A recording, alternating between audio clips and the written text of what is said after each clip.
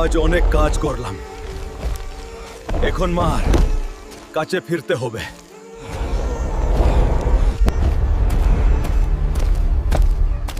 মা নিশ্চয় আমার জন্য রুটি তৈরি করে রেখেছে। মা,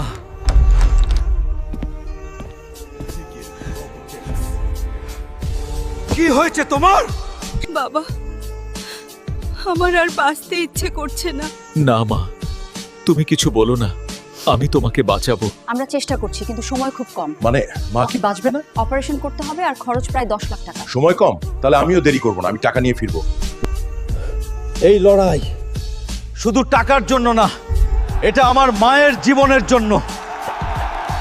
এটা মানুষ না, এটা এক দানব। মায়ের জন্য। মা, আমি পেরেছি। তুই শুধু আমার ছেলে না, তুই আমার হিরো।